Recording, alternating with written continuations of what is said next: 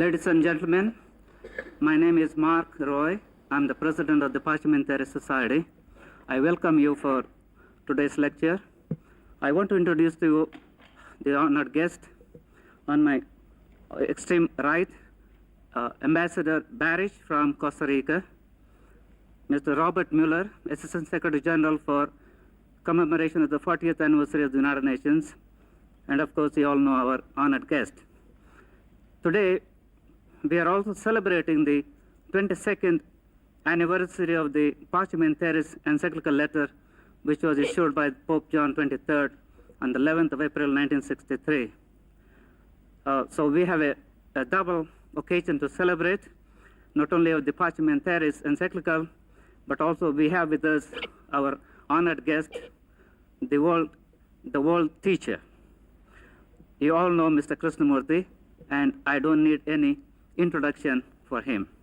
It is with great pleasure I present to you Mr. Krishnamurti.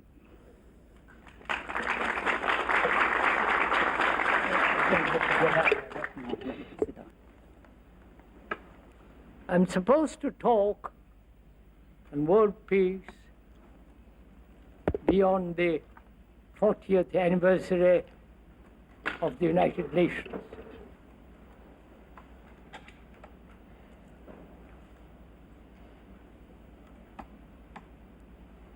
Mankind, man, has lived on this earth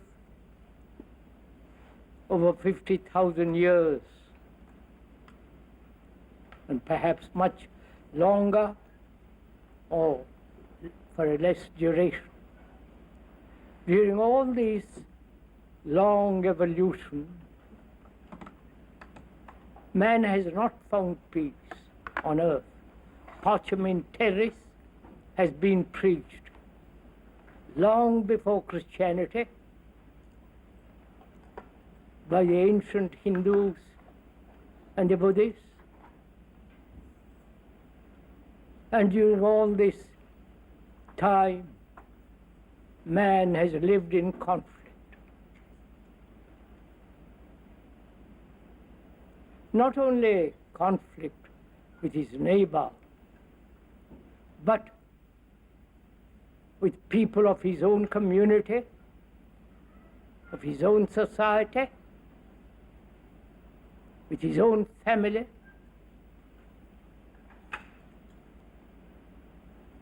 He has fought, struggled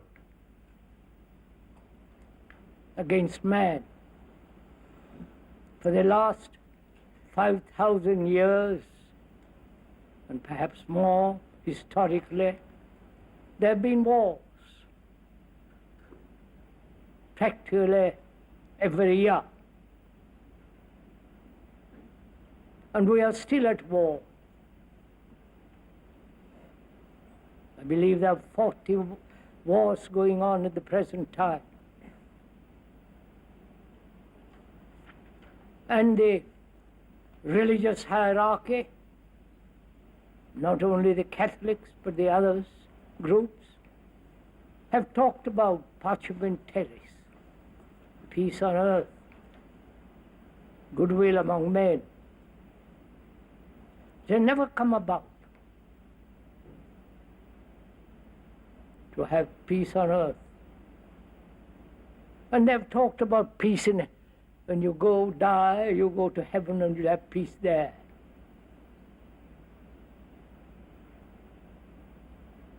One wonders, if one is at all serious, why man kills another human being in the name of God, in the name of peace, in the name of some ideology, or for his country, whatever that may mean, or for the king and the queen and all the rest of that business. Probably we all know this, that man has never lived on this earth, which is being slowly destroyed, why the man cannot live at peace with another human being. Why there are separate nations, which is after all a glorified tribalism.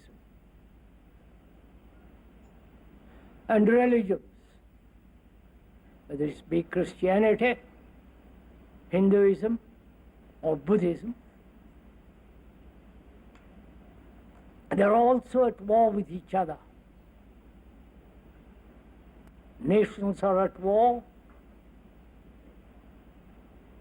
groups are at war, ideologies, whether it is the Russian or the American or any other category of ideologies, they're all at war with each other, conflict. And after living on this earth for so many centuries, why is it man cannot live peacefully on this marvelous earth? This question has been asked over and over again. An organization like this has been formed around that. What is the future of this particular organization?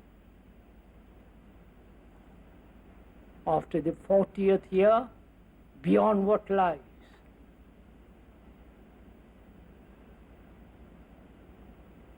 Time is a strange factor in life. Time is very important for all of us. And the future is what is present. Future is now.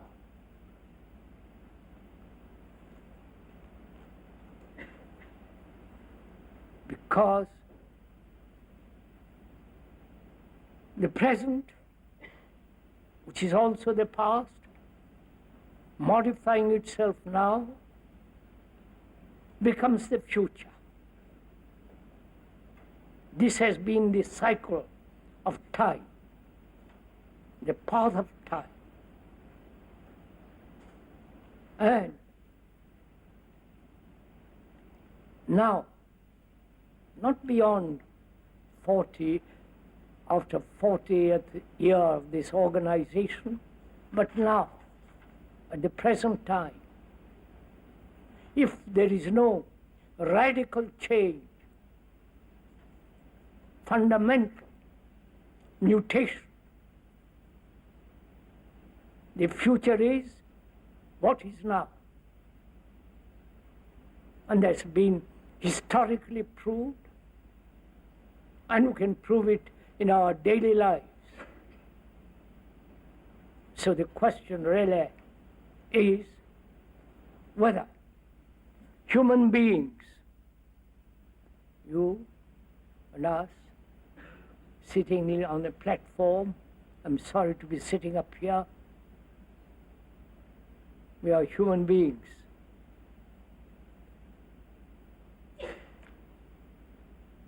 And as long as we, with each other, or with man and woman, are in perpetual conflict, there will be no peace on this earth. One may talk about it endlessly.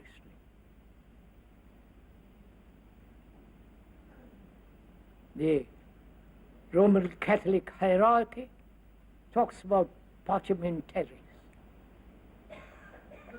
And they have been also responsible for appalling wars in the past. 100 years of war, torture, all kinds of horrible things they have done to man. These are all facts, actualities, not the speaker's wish. And religions, including Islam, Hindus, Buddhists, and so on, they've had their own kind of war.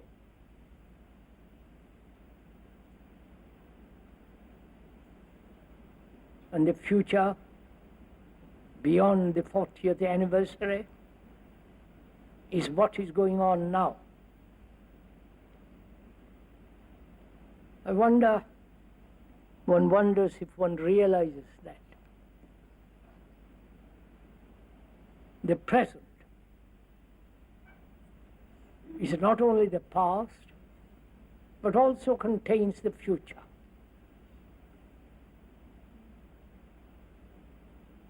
Modifying the past, modifying itself constantly through the present and projecting the future. If we don't stop quarrels, struggles, antagonism, hate, now it'll be like that tomorrow. And you can stretch out that tomorrows for 1,000 years. It'll be still tomorrow. So it behoves us to ask ourselves whether we as human beings, single or a community, or in a family, whether we can live peacefully with each other. Organizations have not solved this problem. You can reorganize, but war still goes on. So organizations, whether it's world organization or a particular kind of organization to bring about peace, such organizations will never succeed because human beings, individually, collectively, nationally, are in conflict. Strong nations like America or Russia are at war with each other, economically, ideologically, and actually. Not bloodshed yet. So, peace cannot possibly exist on this earth if there are nationalities, which, as we've said, is a glorified tribalism.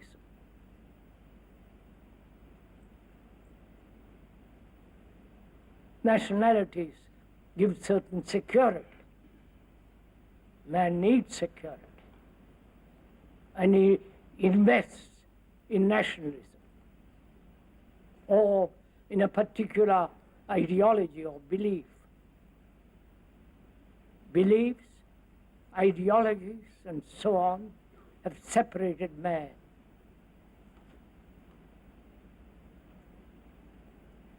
And organizations cannot possibly bring about peace between man and man because he believes in something. He believes in certain ideologies. He believes in God, and others don't. I wonder if one ever considered religions based on a book, like the Quran or the Bible.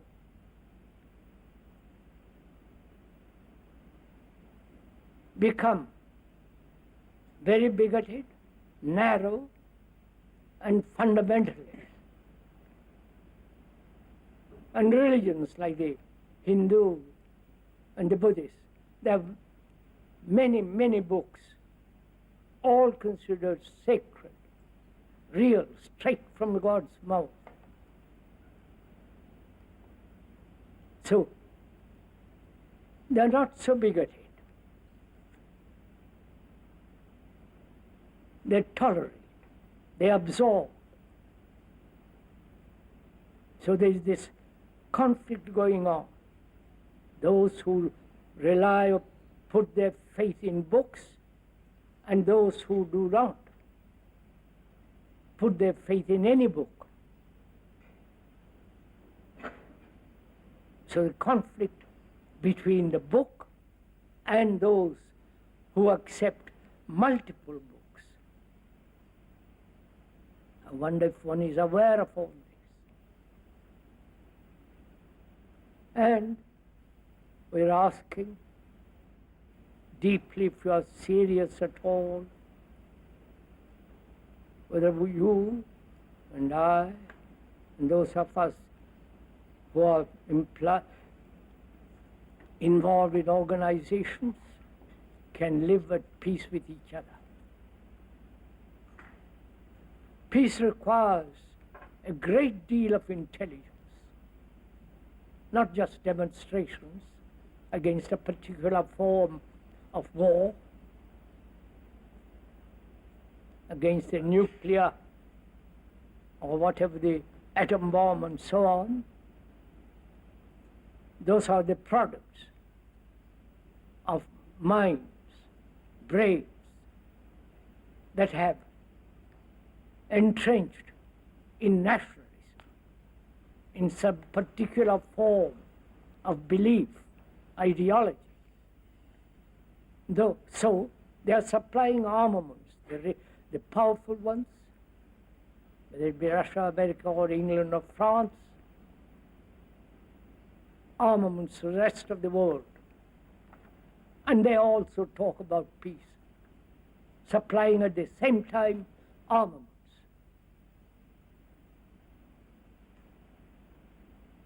It's a vast, cynical world.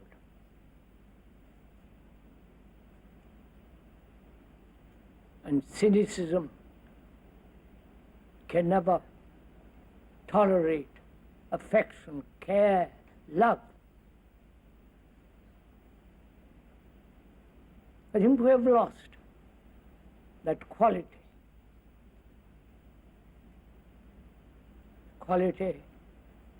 of compassion. Not analyze what is compassion. It can be analyzed very easily. You cannot analyze love.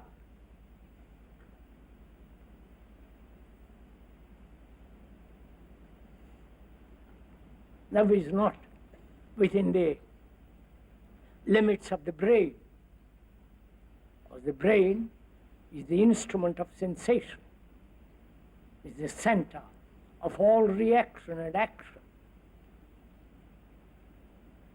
And we try to find peace, love within this limited area.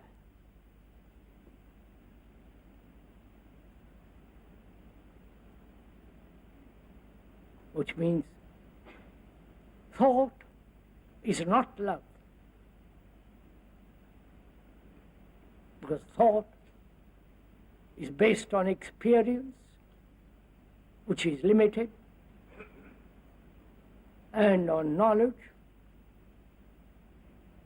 which is always limited, whether now or in the future.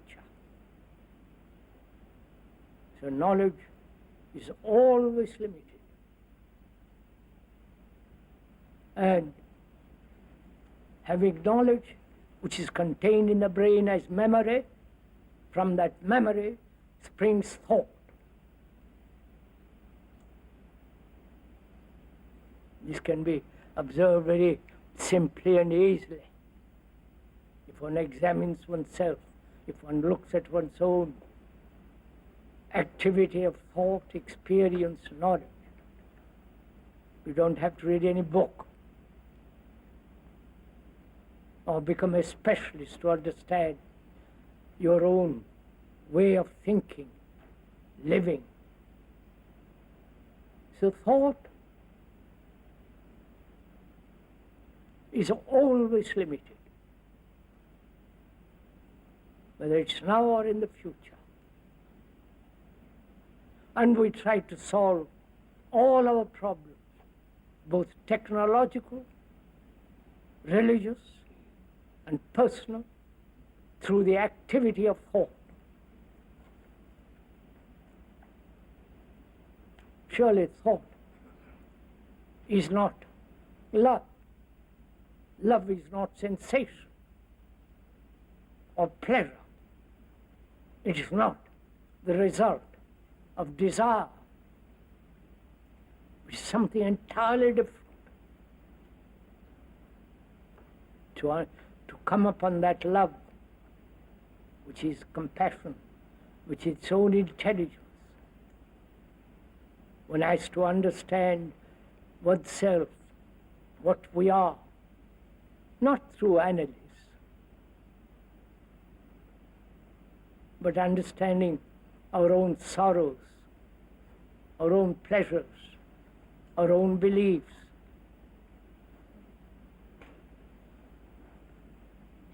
You want to know, wherever you go, all over the world, mankind, human beings, suffer for various reasons. It might be petty or some very, very deep incident that has caused pain, sorrow. And every human being on this earth goes through that, on a minor scale or a tremendous incident as death. And sorrow is shared by all mankind. It's not your sorrow or mine, it's mankind's sorrow, mankind's anxiety, pain, loneliness, despair, aggressiveness. So you and we are the rest of humanity. We are not separate human beings psychologically. You may be a woman, you may be a man, you may be tall, dark, short, and so on. But inwardly, psychologically, which is far more important, we are the rest of mankind. You are the rest of mankind. And so if you kill another, if you are in conflict with another, you are destroying yourself. You can observe this very, very carefully if you look at yourself without any distortion. So there can only be peace when mankind, when you and I have no conflict in ourselves. And you might say, if one achieves or comes to an end to all conflict within oneself, how will it affect the rest of mankind? This is a very, very old question. This has been put thousands of years before Christ, if he ever existed.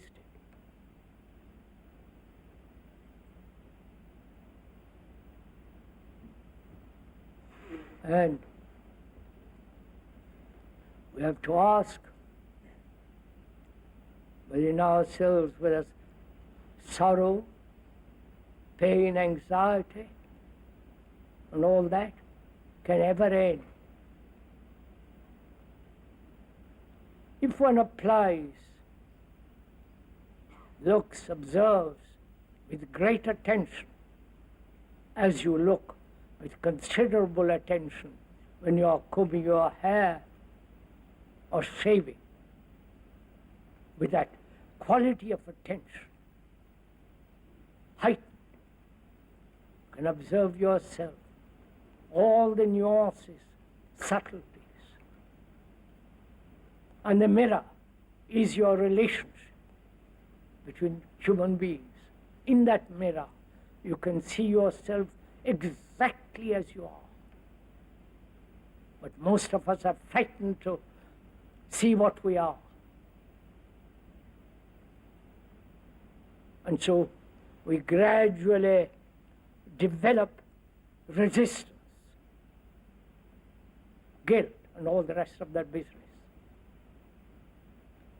So we never ask for total freedom, not to do what you like, but to be free from choice. Where there are multiple choice, there are multiple confusions. So, can we live on this earth, parchment terrace, with a great understanding of mankind, which is to understand yourself so profoundly, not according to some psychologists, analysts. They too have to be analyzed. So we can, without turning to the professionals, as simple laymen, we can observe our own idiosyncrasies, tendencies. Our brain, the speaker is not a specialist about brain matter. Our brain has been conditioned to war, to hate, to conflict. It's conditioned through this long period of evolution. Whether that brain, with its cells, which contain all the memories,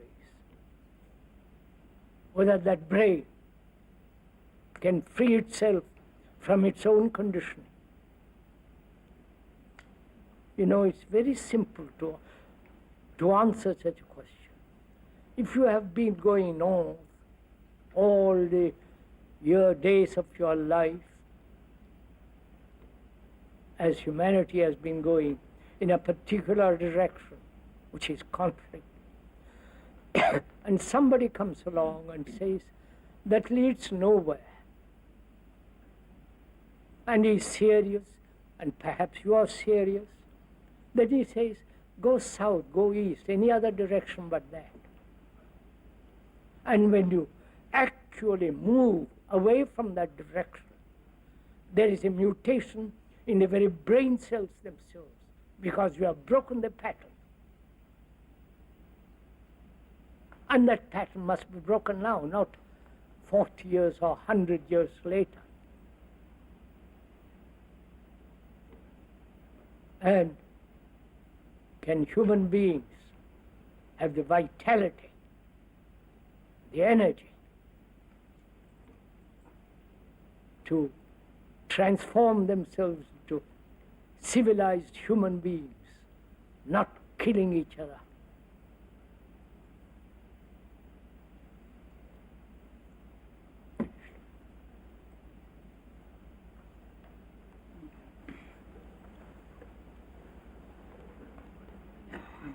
Oh yes, sir, ask any questions. Delighted.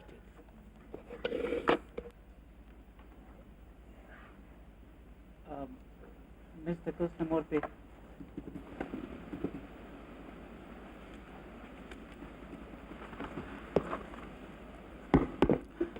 we will have some time for questions, and Mr. Krishnamurti has kindly agreed to answer any questions you may ask. When you ask a question, please raise your hand so that the sound will be connected. Thank you. I'm asking a question in regards to wanting a spiritual expression that I feel linked up with.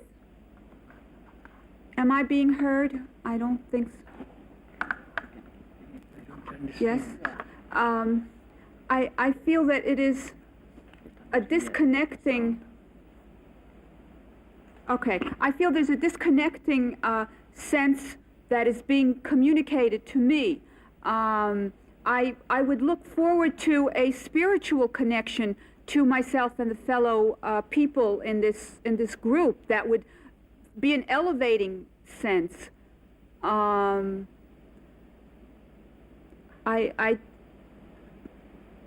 is what I would look forward to experiencing at this lecture.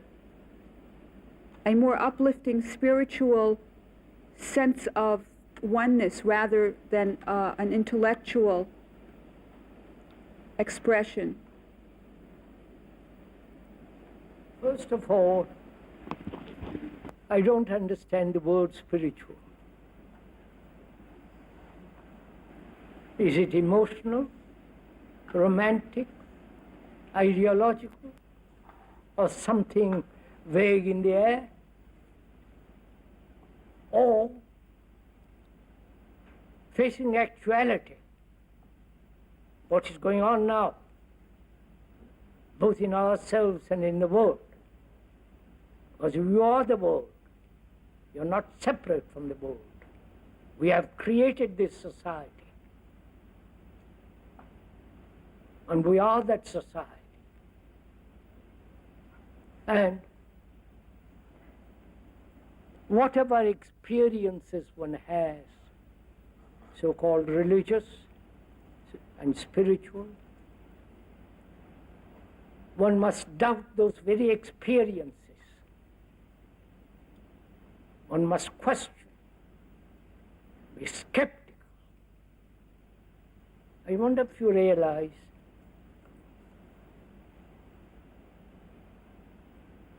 that the word skepticism, questioning, inquiring, is not advocated in the Christian world. Whereas in Buddhism and Hinduism, that's one of the essential things. You must question everything till you discover or come upon that truth which is not yours or any other's. It is truth. And this inquiry is not intellectual. Intellectual is only a part of the whole human structure. One must look at the world, at oneself as a holistic being. And truth is not something to be experienced.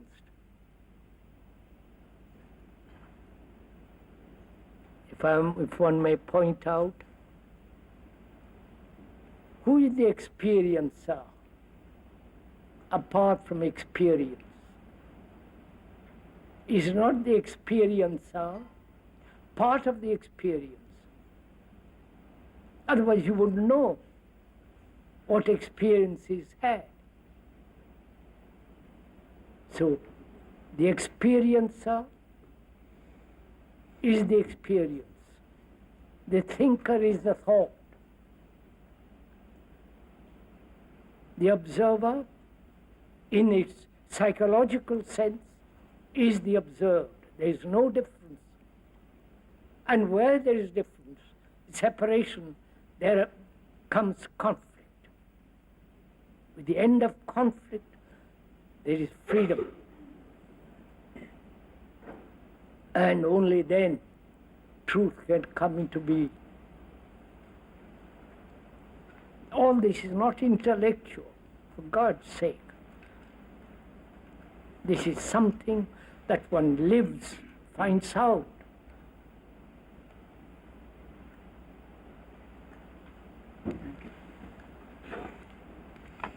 Yes. You lay a great deal of stress on inquiry and skepticism. I wonder if you could tell me if faith plays a role in there too. You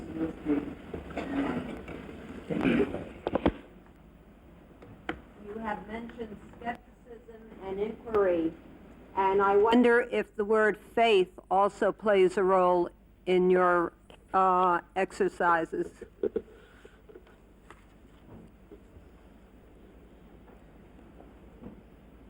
What is faith? What do you put your faith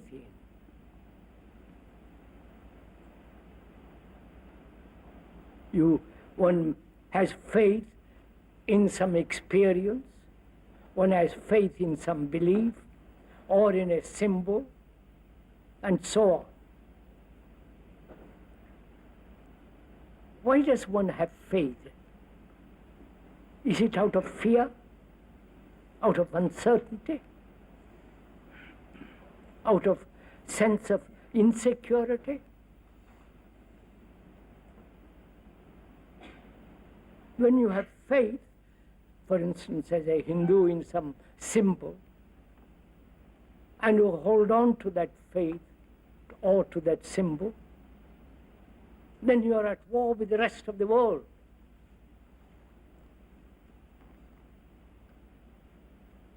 But to inquire gently, hesitantly, questioning, asking yourself, then out of that comes clarity. And there must be clarity to understand that which is eternal.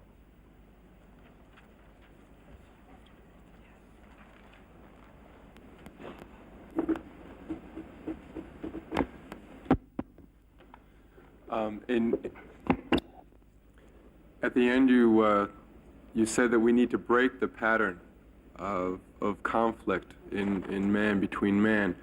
My question to you is, do you see that as something, as an evolutionary process that will inevitably happen, or do you see it as something that we all have to work very hard to achieve? And there's an expression that goes something like this: in times of darkness, the eye begins to see. And why I'm throwing that at you is because, in a sense, either it's going to happen or it's not going to happen, but how do you see it happening? I don't quite understand your question, sir. All right. You talk about breaking the pattern. Man has a pattern, Yes, the brain sir. has a pattern. Yes. And that pattern has to be broken in order for there to be peace in the world. Of course. All right. Now, do you see that pattern, the breaking of that pattern being an active movement or a natural progression in the evolution of man? Sir, have we evolved at all? I think we're continuously evolving.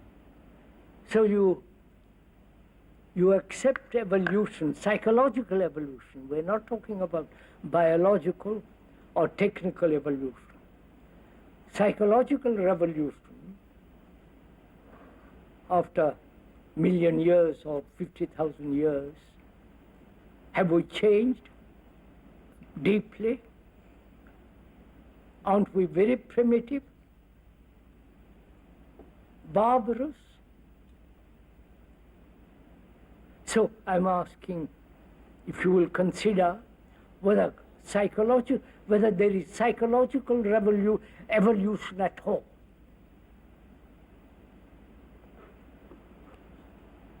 I question it. And I don't really know. I don't personally, to the speaker, there is no psychological evolution. There is only the ending of sorrow, of pain, anxiety, loneliness, despair, and all that. Man has lived with it for a million years. And if we rely on time, which is thought, time and thought go together. If we rely on evolution, then another 1,000 years or more, and we'll still be barbarous.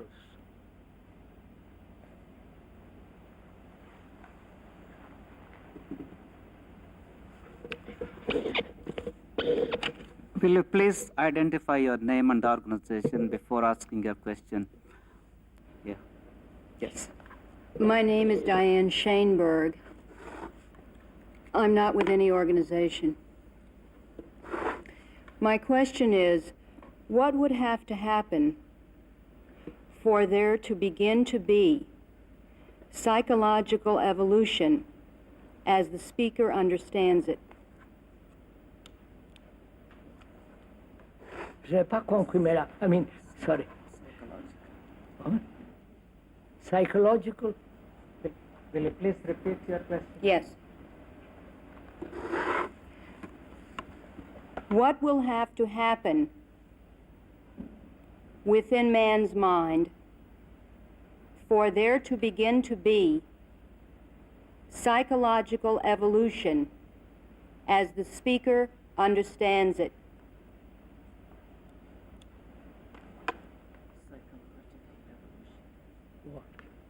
What about psychological evolution? I don't quite understand the question. You have said that you do not think there has been psychological evolution. My question is, what can happen so that there will be, so that there can be psychological evolution? Madam, I mean, I'm afraid we haven't understood each other.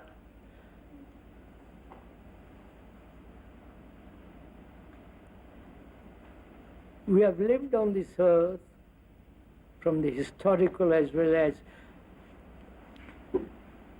ancient inquiry on this earth for 50,000 years or more or less.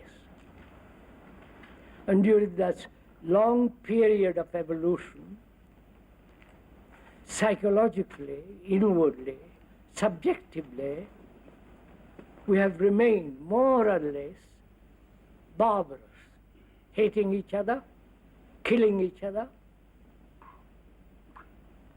and time is not going to solve that problem, which is evolution. And is it possible, we're asking, for each human being who is the rest of the world, whether that psychological movement can stop and see something afresh?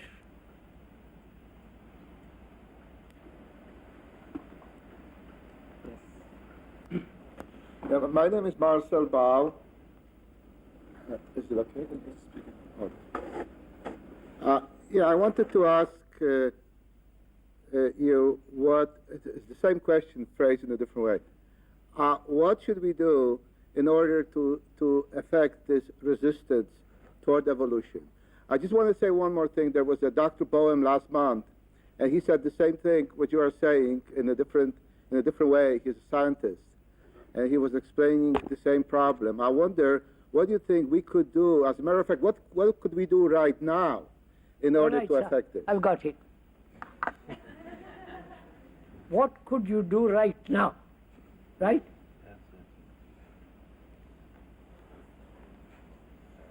Change completely. Both psychologically and outwardly. First, the psychological revolution. Not evolution, but revolution, change completely. That is the real action of humankind. Not trying to fiddle around in the periphery. Yes.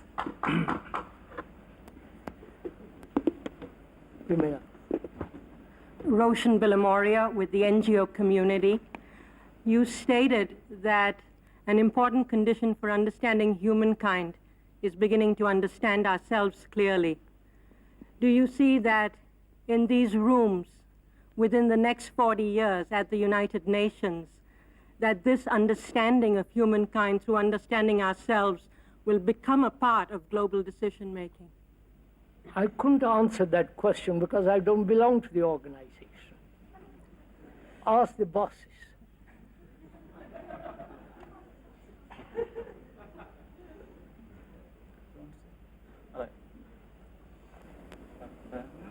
My name is Harry Lerner, and I'm the UN representative for the World Citizens Assembly and co-chair of the Communications Coordination Committee for the UN.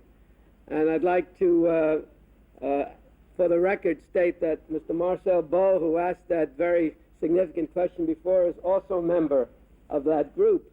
And I trust that you and he will have a chance to talk a bit later, because many of his writings seem to be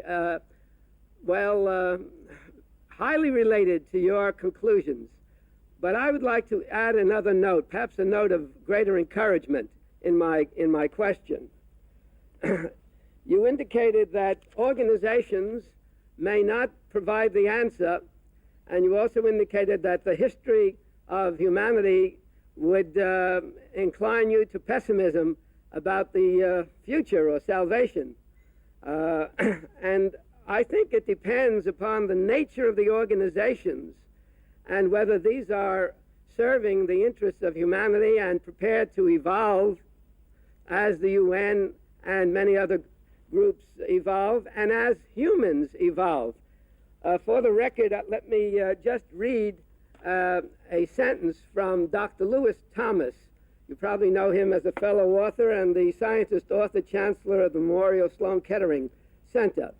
He states, "We can build structures for human society never seen before, thoughts never thought before, music never heard before, provided we do not kill ourselves off, and provided we can connect ourselves by the affection and respect for which our genes are also coded. There is no end to what we might do on or off this planet." And the implication there, which I share, is that we have evolved because we have the capacity for love and cooperation, and that we are not doomed because we manifest hate and fear and greed and have succumbed in the past to iniquities like that. But by the very existence of the United Nations, we have an illustration of man's capacity for growth and shared goals. And I think that the present does contain the future, and we, by acting energetically in the present, can affect our future and our survival.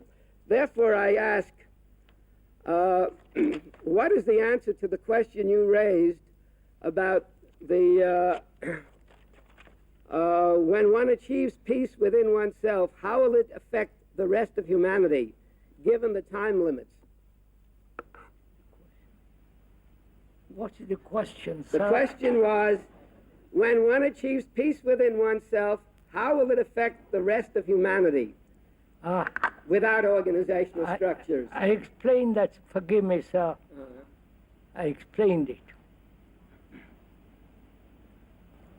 To say, if I change, how will it affect mankind, rest of the world?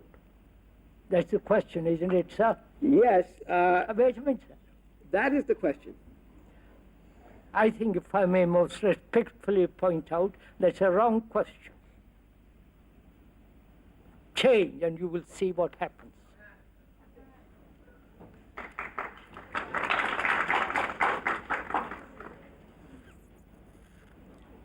Sir, this is really very important thing. We have evaded all the put aside all the side issues. Please do realize something tremendous, that you are the rest of mankind psychologically. You are mankind. Whether you live in India, Russia, China, or in America, or Europe, you are the rest of mankind, because you suffer, and everyone on this earth suffers in his own way. We share that suffering. It's not my suffering. So when you ask a question, what difference will it make if I or you change? It's a, if I may most humbly point out, it's a wrong question. You are avoiding the central issue. And we never seem to face the central issue, the central challenge that demands that we live totally differently, not as Americans, Russians, Indians, or Buddhists, or Christians. I wonder if you have realized Christians have been responsible for killing human far more than any other religious group. Don't get angry, please.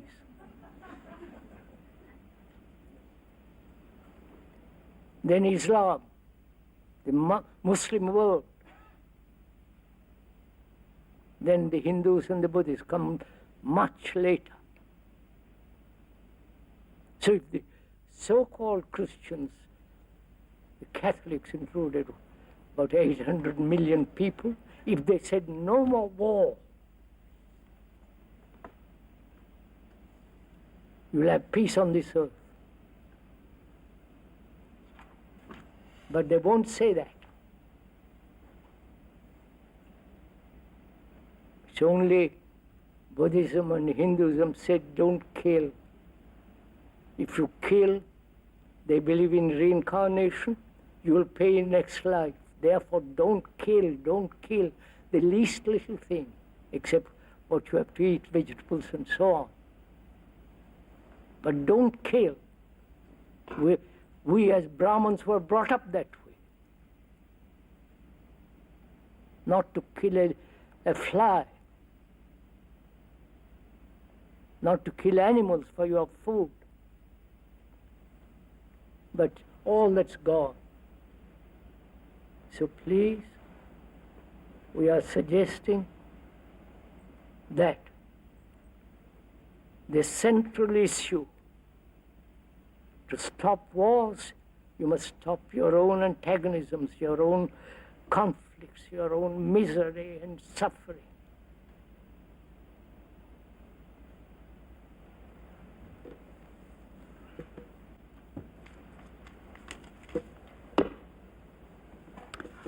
We have a written question here of Mr. Krishnamurti. Do you believe in the so-called realized soul? Do you believe in the so-called realized souls? I don't know what it means. Yes, sir. Hello. My name is Rohit. Sir, you're talking right now from a public forum, and once this lecture is over, probably you'll return to a privacy that probably you cherish greatly. So there is, for most human beings in this world, a division between public life and private life. Could you comment on this division? Do you feel it leads to conflict? Is it necessary? Between public life and private life? Is that the question? Yeah. And why do you separate this? Why do we separate public life as though something outside and private life? If one lived correctly, precisely, not intellectually, but holistically, then there is no outward life and private life. Holistically, that is to live as a whole human being, not as a sectarian, not as an individual, not as a petty little minds, brains active in our self-interest. Sorry if I'm emphatic. yes. Is that finished, sir? If you, Is it finished?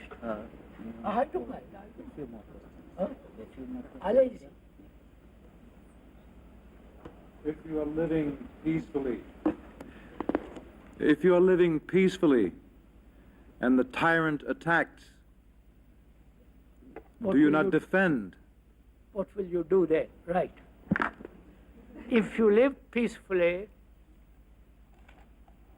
and a tyrant or a robber attacks you, what will you do? That's the question. Do you live peacefully for a day or two, or you have lived peacefully all your life?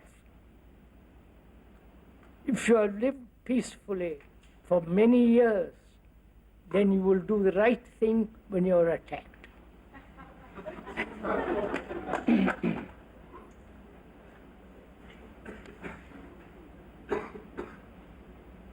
So, the speaker has been at this talking for the last 60 years and more, all over the world except behind the Iron Curtain. Before the war, he was all over Europe. And these questions have been put to the speaker for 60 years. The same pattern is being repeated by a young generation, by a civilization that is recent, like America. The same questions, with that same intention, to trap this speaker, or to really understand the speaker, or to understand themselves. And when you have, if you have the misfortune or the fortune to have talked for 60 years, you will know all the answers and all the questions. There is no difference between question and answer. If you understand the question really deeply, the answer is in the question.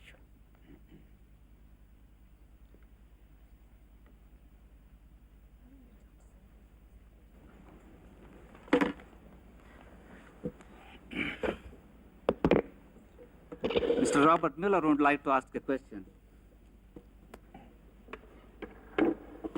Well, it is not to ask a question, it is just to congratulate you for your statement and to confirm that having lived this organization for almost 40 years and having lived more than 60 years, I've come to the same conclusion as you. We are all being programmed. We are being programmed into a nation, into an ideology, into a religion. And all these are fragmented human beings. It took me 40 years to be in this house, to be deprogrammed from the 2 or 3 nationalities which were imposed on me. Each time I got also a gun to shoot on the other direction.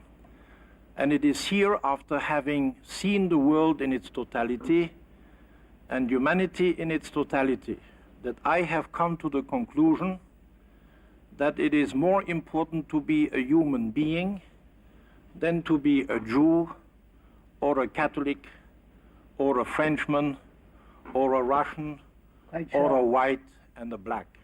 And in my book, I will not kill under any reason and for any nation or for any religion or for any ideology. This is the conclusion which is also yours. Is it a conclusion, sir?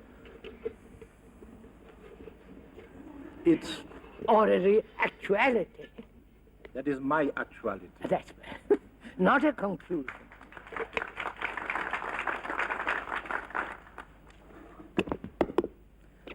Ambassador Barish would like to comment.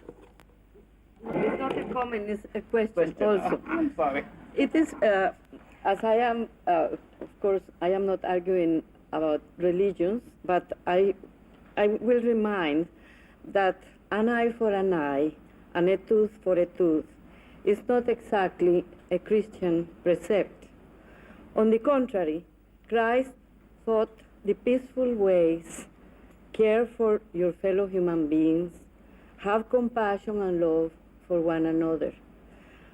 What I would like to know is how to break this pattern of confrontation among human beings. I'm not talking about states, because human beings are formed by, states are formed by human beings, and governments too. They are human beings that rule the countries.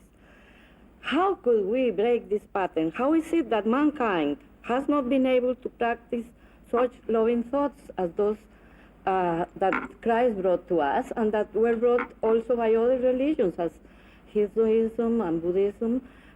I would like very much to see if we could find a formula, a solution to break that terrible pattern of confrontation and hate, even between families, as Mr. Krishnamurti has pointed out, because it's not just war among nations, it's always that confrontation, rivalry, even among children. You see that if one is with mama, then the other one wants immediately and push the other one. That pattern, how could we break it? Thank you. May I answer your question? Yes, I would love to.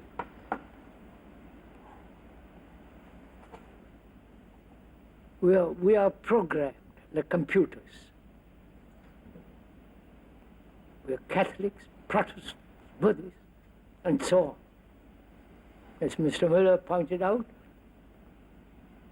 we are conditioned. Do we realize or see actually, not theoretically or ideologically, but actually see that we are programmed? Or is it just a casual statement? If you are actually programmed and you realize the consequences of being programmed, one of the consequences being hating or war or separating yourself from others. If one realizes that you are being programmed, pressurized, preached at, and if one really sees that, you abandon it. You don't want a formula for it. Moment you have a formula, then you are caught. Then you become programmed again, because you have your program, and the other fellow brings you another program. So what is important is to realize the actuality of being programmed, not intellectually, with all your blood, energy.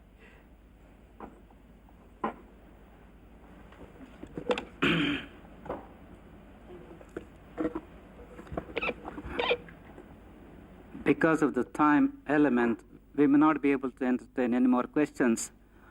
On behalf of the Parliamentary Society and the Movement for a Better World, we would like to thank our honored guest speaker and Robert Mueller and Ambassador Barish, who are the honorary presidents of the Society, and all of you who came to attend the lecture today.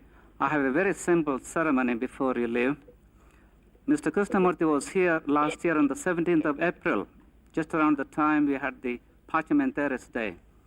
And this year, we were very fortunate to have on the 22nd anniversary of the Parliamentaries, and you already heard about it. On behalf of the Parliamentary Society at the United Nations, we have the honor of presenting you, Mr. Krishnamurti, the world teacher with the United Nations 1984 Peace Medal.